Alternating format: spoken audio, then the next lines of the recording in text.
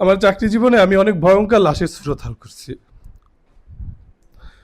পানিতে পচা, অ্যাক্সিডেন্ট, আগুনে পোড়ানো।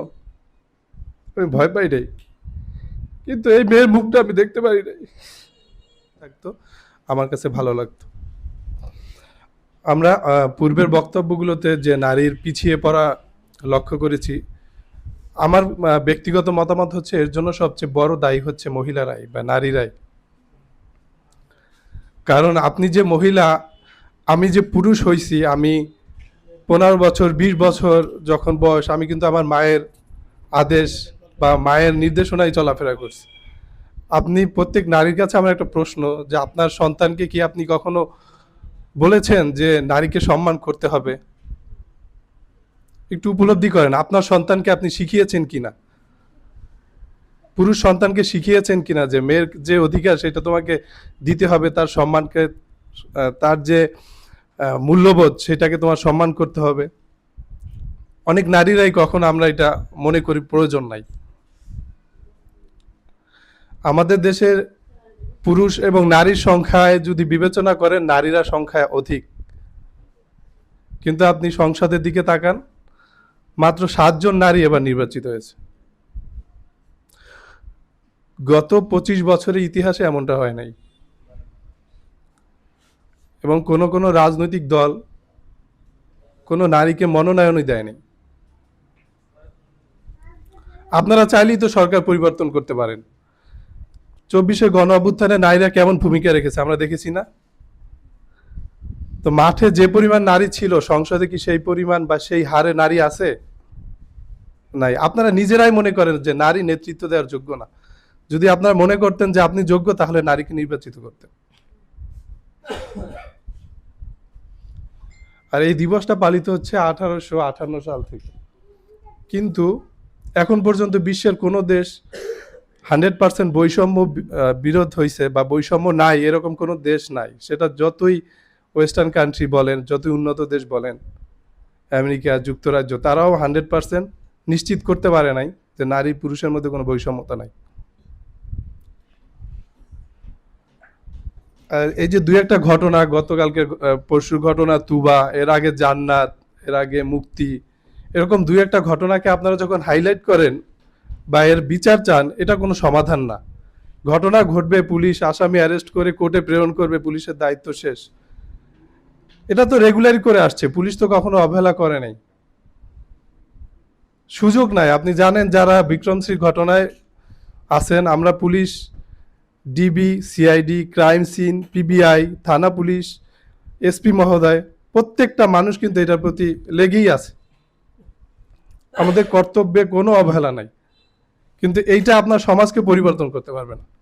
সমাজকে পরিবর্তন করতে হলে আপনার শিশুকে যখন আপনি গড়ে তোলেন, তাকে বুঝাইতে হবে যে এটা ক্রাইম। একটা মেয়ের অধিকার যে সে সুন্দরভাবে বাঁচবে।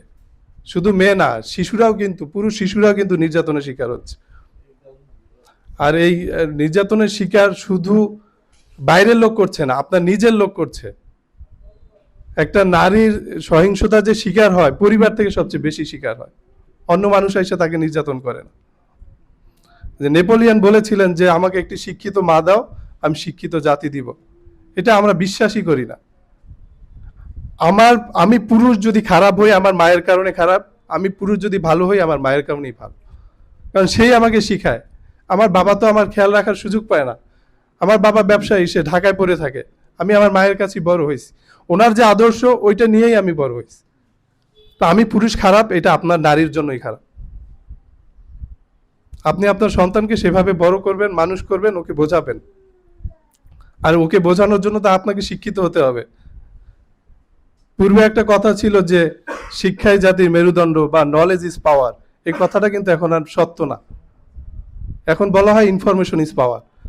আপনি নারী, বিবাহিত, আপনার সন্তান আছে, আপনার আর স্কুলে বা বিশ্ববিদ্যালয়ে যাওয়ার সেই রকম সুযোগ নাই। কিন্তু এই যে বর্তমান বিশ্বে আপনি ইনফরমেশন গ্যাদার করতে পারেন খুবই সহজে। আপনার মাথায় যত ইনফরমেশন থাকবে না, আপনি তত পাওয়ারফুল। একটা বাড়ির মধ্যে যে মহিলা ভালো জানে, শিক্ষার দরকার নাই, তার জ্ঞান আছে, জানে, তথ্য আছে, তাকে সবাই কিন্তু সম্মান করে। এটা শুধু ওই বাড়ি না, প্রত্যেকটা সমাজেই দেখবেন। তো আমার অনুরোধ যে আপনারা সবাই শিক্ষিত হন, তথ্য সমৃদ্ধ করেন, পত্রিকা পড়েন, বই পড়েন, ইউটিউবে শুধু নাটক দেখেন না, বিভিন্ন স্ট্যাটিক্যাল ডাটাগুলো আপনি অ্যানালাইসিস করেন, সমাজে শেয়ার করেন, আপনার জ্ঞান সমৃদ্ধ করেন, দেখবেন আপনি সম্মানিত হবেন, আপনি নীতি নির্ধারণী পর্যায়ে চলে যাবেন। সংসদে যখন আপনার 7 জন মাত্র প্রতিনিধি, তখন আপনার কথা কেন বলবে তারা? পুরুষরা আপনার কথা কেন বলবে বলেন? আপনার কথা তো নিজেকেই বলতে হবে। এজন্য আমি অনুরোধ করব যে এই গ্লানি আমাদের উপরে দিয়েন না, পুরুষদের উপরে দিয়েন না, যে আমরা সবসময় আপনাদের দাবিয়ে রাখি, এটা সঠিক না। আপনারা নিজেরাই শক্ত হাতে প্রতিরোধ করেন। জুলাই অভ্যুত্থানে যেমন আপনারা ভূমিকা রাখছেন, প্রত্যেকটা সিদ্ধান্ত আপনারা সেরকম ভূমিকা রাখবেন, নীতি নির্ধারণী পর্যায়ে যাবেন, এই আমার অনুরোধ। আর যে মেয়েটা আপনারা রিসেন্টলি যেটা নিয়ে কথা বলতেছেন,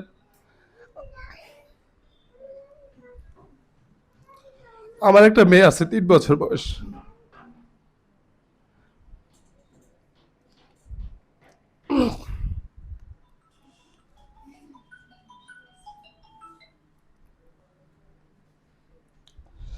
আমার চাকরি জীবনে আমি অনেক ভয়ঙ্কর লাশের শ্রোতাল করছি,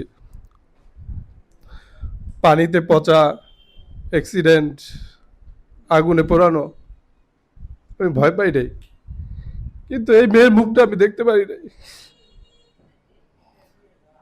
আমি উপস্থিত ছিলাম হাসপাতালে, কিন্তু আমার ভয় লাগছে, কারণ আমি আমার মেয়ের মুখটাই দেখতে পাচ্ছি ওর মধ্যে।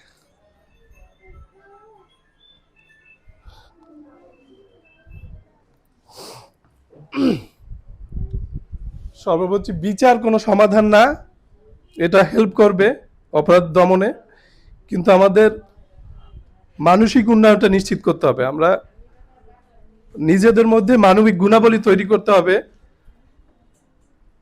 আমাদের অনুধাবন করতে হবে কোনটা ভালো কোনটা খারাপ, তাহলে এই সমাজটা সুন্দর হবে। আর এই মেয়েটা ধর্ষিত হয়েছে এমন কোনো কনক্লুশন সিদ্ধান্ত এখনো হয় নাই। আপনারা এটা অনেক সিরিয়াসলি নিছেন।